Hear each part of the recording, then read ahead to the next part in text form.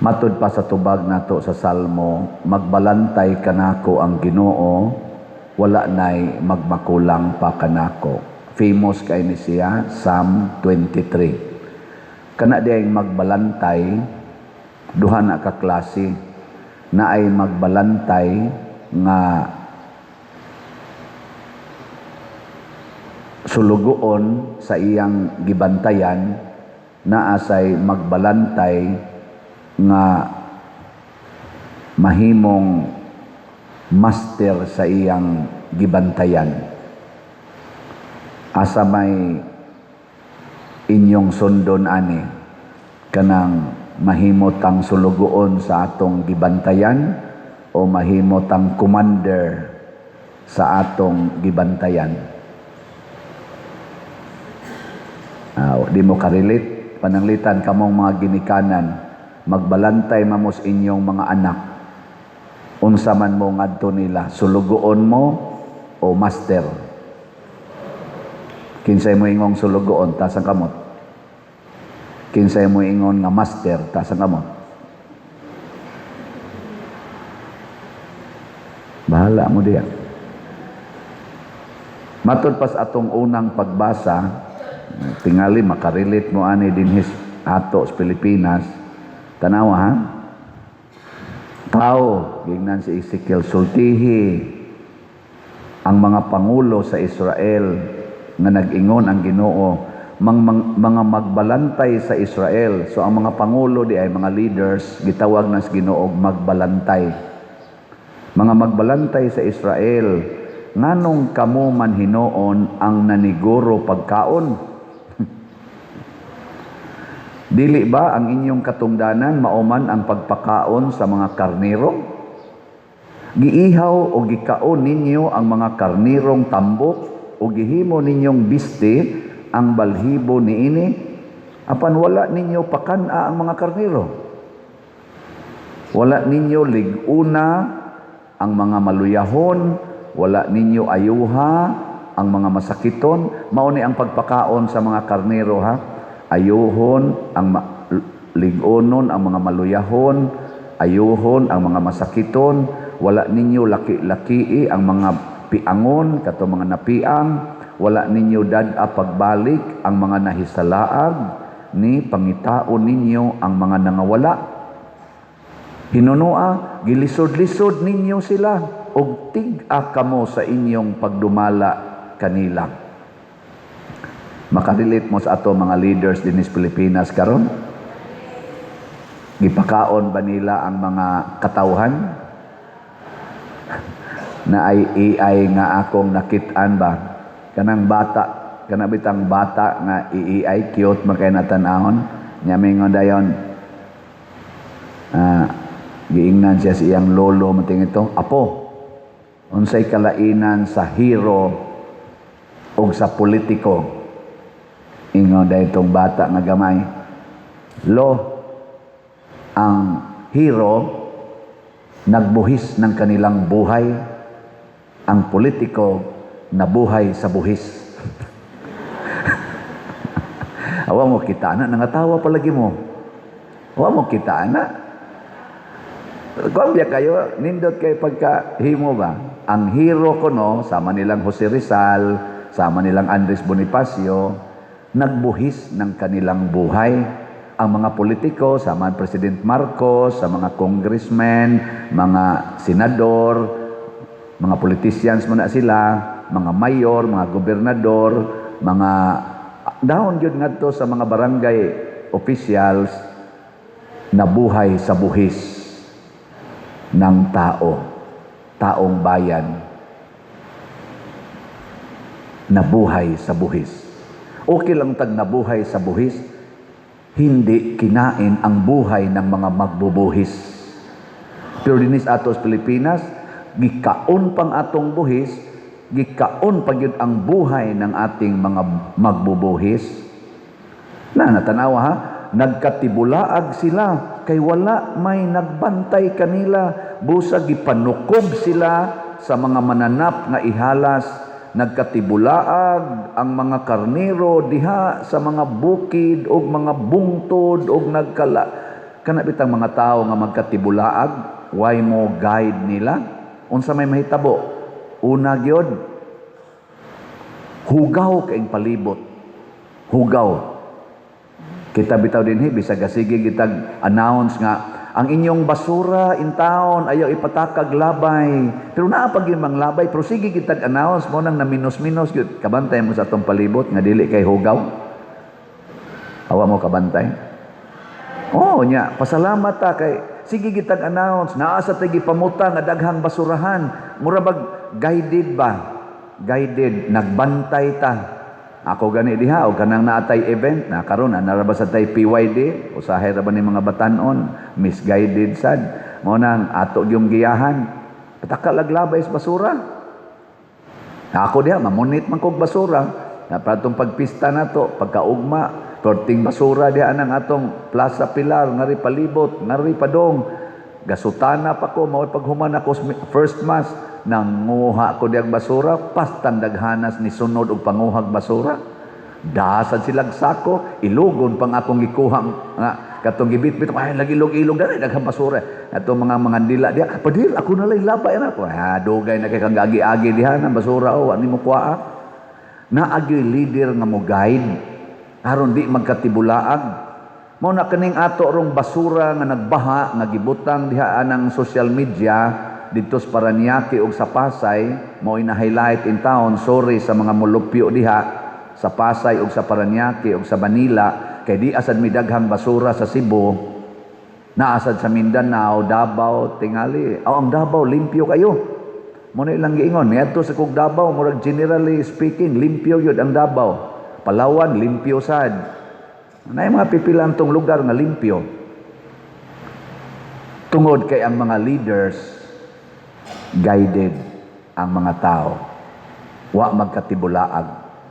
So karon kining basura nga nagbaha sa Manila tungod na sa atong mga leaders nga wa magpakabana. Napay mga leaders dito ros gibaha nga mga lugar, mga congressman, Bini Abante ay niingon padayon nga asa namang vice presidente nganong wa man siya magpakita nga ni ay baha. Tubag sad ang mga komentaryo. Inyo man laging gipangita, inyo man ganinang ipa-impeach kay way kapuslanan. Nya karon inyong gipangita, nya inyo pag inang distrito diha, hain man ang budget di ay to as vice presidente, ang budget sa inyong distrito para sa flood control to as presidente, to as vice presidente nga naa man na ninyo. Siya day mo'y presidente sa Pilipinas, nga inyong ingnon nga hain ka, panahon sa kalamidad, nga ang kontrol sa tanang ahensya sa gobyerno na amas presidente, ang vice presidente, maghuwat ra man nagtagaan og trabaho, nya wa man tagaig trabaho, gi-impeach man na ninyo, nya karon inyong pangitaon.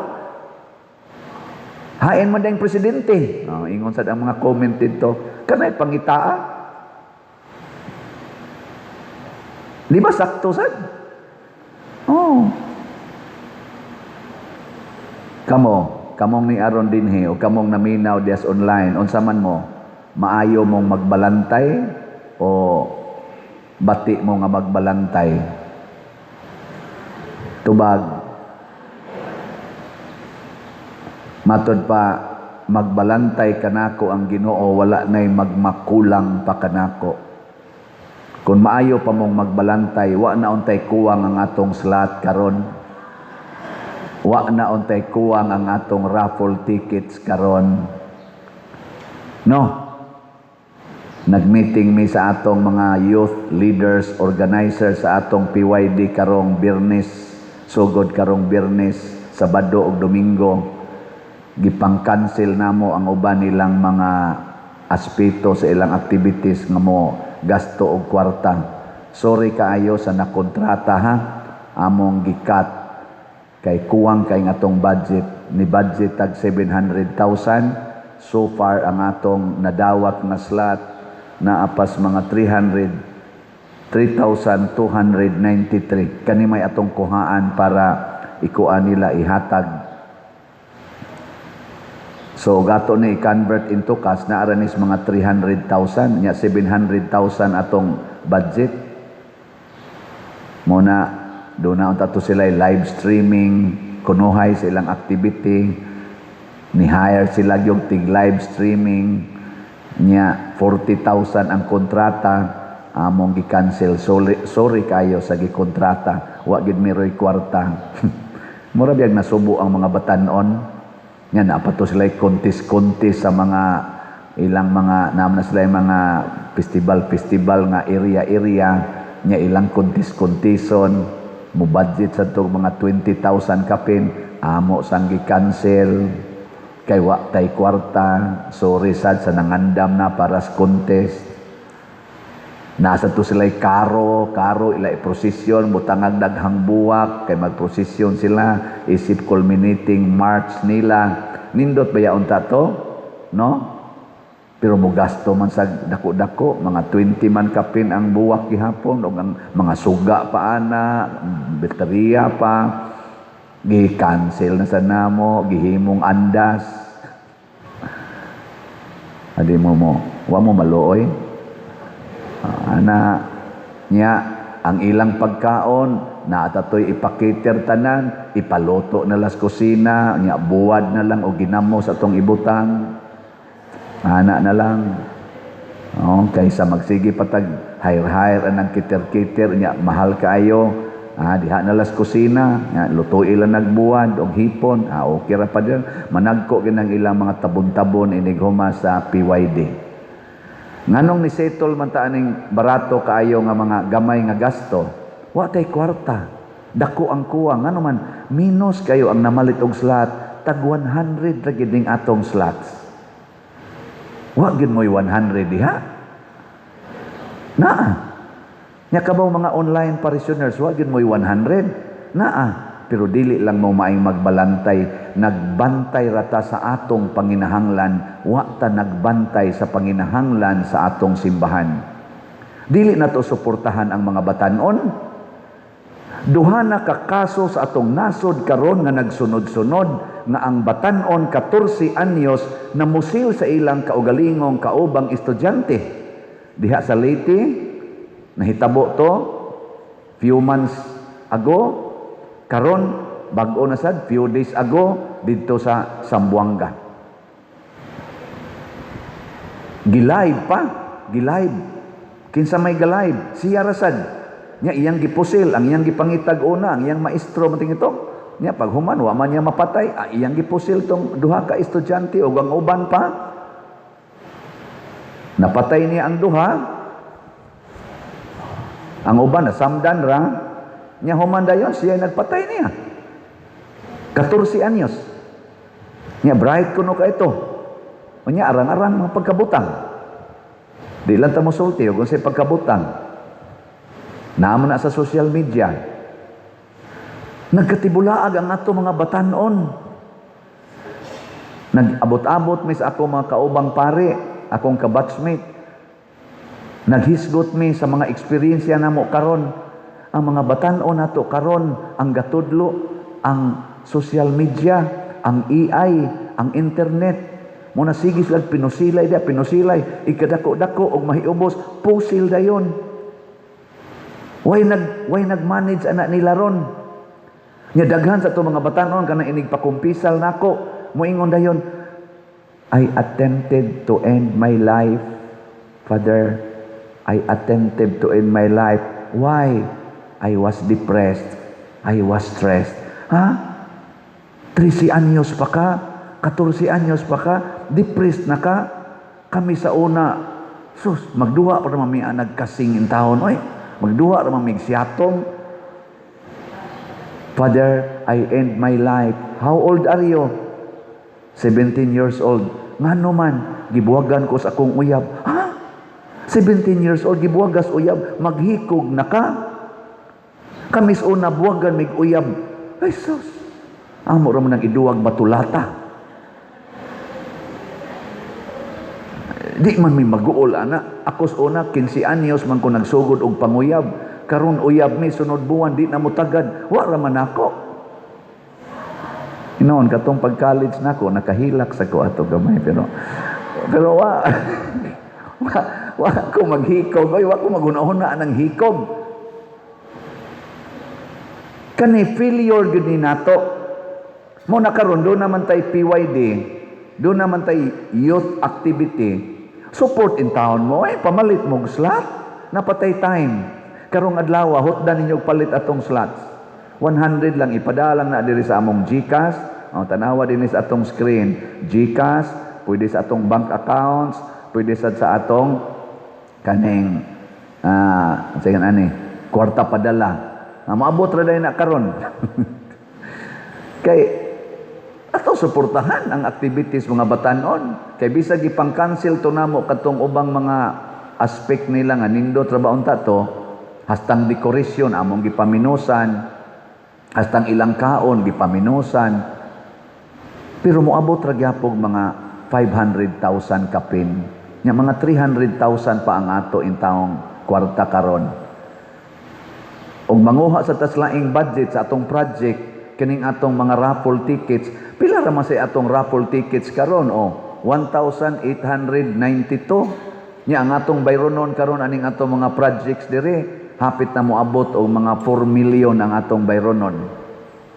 Unsa may ibayad nato ani? Nagamay man ka inis tanan kay ang ato gyapong gibantayan ang atong bulsa, dili ang naa sa simbahan. Mao na ron ang atong mga leaders sa Pilipinas. Mao nang hugaw kay ang atong Pilipinas karon dili attractive. Hugaw. Gani ang Manila fifth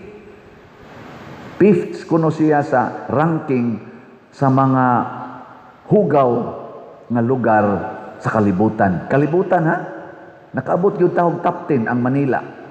Unya mao sa kuno ika-5th, ika-9th ba to nga unsafe place to travel ang Manila kuno. Naana i-search niyo sa AI. Ako nag-relay lang ko sa AI. Nya unsa may timaan nga attractive ta sa laing mga nasod, ang mga turista nga mosud. Ang mga turista ba? Ay search niyo sa AI. Akong gitistingan karong buntag. Nako, how many tourists entered Singapore from January to July 2026? Karon man tuiga ba? January to July, 7 months. Ang gibutang gitubag sa AI, 9.8 million tourists ang ni-enter sa Singapore. Ako sang gi-search, how many tourists entered the Philippines? Ang Philippines, dako ko kayo na ikumparar Singapore.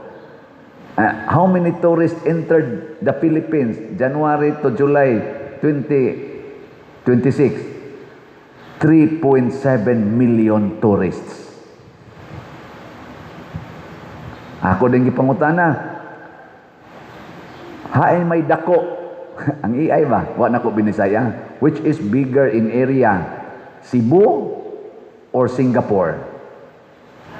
Gibutang din niya dito. Cebu has many islands. And if we stick to the measurement of Cebu Island, it is 4,400 plus square kilometers. Singapore is only 700 plus square kilometer. Ang Cebu lang ha, island, 4,400 plus square kilometers. Ang Singapore, 700 plus square kilometers. So ang Cebu kuno 6 times bigger, more than 6 times bigger than the area of Singapore. Pero nga nung muadto kag Singapore, sa kagamay sa ilang area, ang Singapore, wa may traffic, wa may gabaha nga basura, limpyo man kaayo. Nga naman, kay ang ilang mga leaders nag-atiman sa ilang nasod, wa mag-atiman sa ilang bulsa. Suod kaayo, nagsugod ang kausaban sa Singapore, matud pa dito pag adto namo, katong among tourist guide, panahon adtong Lee Kuan Yew, best friend ni Ferdinand Marcos Sr. Ang style sa governance ni Ferdinand Marcos Sr. mo'y gikopya sa Singapore. Kuno, but lang. Yan, ingon ko, how come the Philippines become poorer and Singapore become richer? And siya, because Lee Kuan Yew applied the form of government pattern with Marcos or similar with Marcos without corruption. But in the Philippines, you use your government, your form of government with corruption. Wa man sila kuno'y corruption dito. Ako lang ning gihisgutan kay maoni ang pagpakaon sa atong katawhan. Kitang mga leaders, pakanon nato ang katawhan, dili ang atong bulsa. Muna ako dinhi, mo declare gyud ko nga wa gyud ko'y giangkon nga kwarta nga ako. Kanang tanan ninyong ihatag, donation, slots, raffle tickets, o guban pa, ihatag ra gyud nako sa simbahan, bisan pagani ang akong stipend, ako pa nang ibalik sa simbahan, sa katawhan. Wa gyud ko'y giangkon ana. Ug mamatay ko, kamo na lay mag-igo ug asa konyo ibutang. Kung masakit ko, kamo na lay mag-igo kung inyo ba kong patambalan o dili. Di ra jud ko magmain ana. Kung ikahuman ako alagad pagkapari, wa na ko'y kapuy-an, anha ra gyud ko sa daplinsdan magpuyo. Okay ra gyud ko ana, hangtod ko mamatay. Ngano man, mo man gisulti ni Jesus, if you want to follow me, deny yourself, but serve my people. Na kamo karon nga mo imbitar na kog mga misa, hibaw-an na ninyo daan nga nagdako og raffle ticket. Mudawat sa kog slot, mudawat sa kog mopalit og kulumbari. So, muadto ra ba ko karong Biyernes ngadto sa Inayawan, Quasay, Paris, kamo dihang San Agustin, Quasay, Paris, bantay lagi mo di mo mopalit og raffle ticket. Gahapon, giimbitar kog misa sa sementeryo, wa na ko pasaylo ay, gibaligyaan ginako. Gidadaan ginako og raffle ticket pag humas misa didto sa lubong. Di araw, palit mo raffle ticket, nahadlok sa tingali itong mga matay, na malit man sad. Congratulations. Wala, na magani ni palit og usa ka stab. Ni palit. Gahapon. Sa spaldo Nako kani bisag haya sa patay di na nako pasayloon. Labaw na ginang imbitar mga nobina, mga pista, mamaligya ta. Dili para nako ni para ni sa atong parokya. Kamusad, please. Atong atimanon, pakano nato ang atong parokya. Kay mauni ang paagi nga mapakaon ang katawhan. Kung mo support mo ning atong kulumbari, pre-selling period man ta karon, hala, kontak mo sa atong admin staff. Pakano nato ang simbahan ug ang katawhan pinaagi nining atong kulumbari project diha sa Liloan. Ato nang kuanon tabangan.